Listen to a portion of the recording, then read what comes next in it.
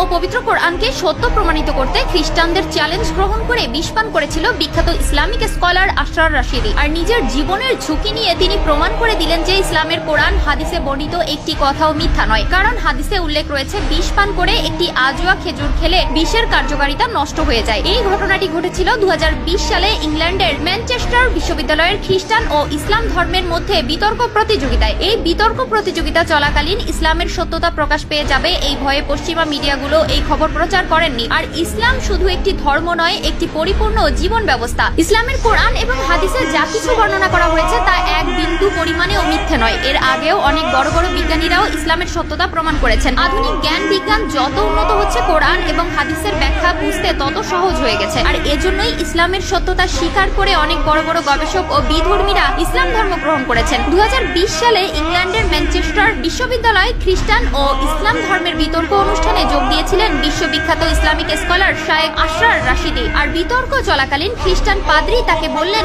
আপনাদের হাদিসে উল্লেখ রয়েছে বিষ পান করে একটি আজোয়া খেজুর খেলে বিষের কার্যকারিতা নষ্ট হয়ে যায়, তো এই কথার কি যুক্তি প্রমাণ রয়েছে আপনাদের কাছে? তাদের সামনে দেওয়া হলো এক বোতল বিষ। মুসলিমদের কাছে এমন প্রশ্ন ছুড়ে দেওয়ার কারণে কোনোভাবে তা হজম করতে পারেননি আশরার রাশিদি। আর আশরার রাশিদি নিজের জীবনের ঝুঁকি নিয়ে সেই বিষাক্ত বিষ পান করেন এবং একটি আজোয়া খেজুর খেয়ে নেন। আলহামদুলিল্লাহ, তার শরীরের বাহিরে ও ভিতরে এক বিন্দু পরিমাণেরও ক্ষতি হয়নি। কথায় আছে, রাখে আল্লাহ মারেকে। সেদিন এখানে উপস্থিত সকলেই অবাক হয়ে গিয়েছিলেন। আর কিভাবে সকলের সামনে বিষ পান করেও বেঁচে আছেন আশরার রাশিদি? তাহলে প্রিয় নবীর বর্ণিত হাদিস সম্পূর্ণ সত্য এবং ইসলাম ধর্ম পৃথিবীর মধ্যে সত্য ধর্ম, কিন্তু দুর্ভাগ্যবশত পশ্চিমা মিডিয়াগুলো এটির অপপ্রচার করেন, লুকিয়ে ফেলেন আসল তথ্য। কারণ তারা যদি এই খবরটি প্রচার করতেন, ইসলামের সত্যতা গোটা বিশ্ববাসীর কাছে স্পষ্ট হয়ে যেত। কিন্তু এই ভিডিওটি পোস্ট করা হয়েছিল ইসলাম প্রতিদিন নামক একটি ফেসবুক পেজে। 9 মার্চ 2020 সালে আপলোড করা ভিডিওটি 16 মার্চ পর্যন্ত 65,000 বার শেয়ার এবং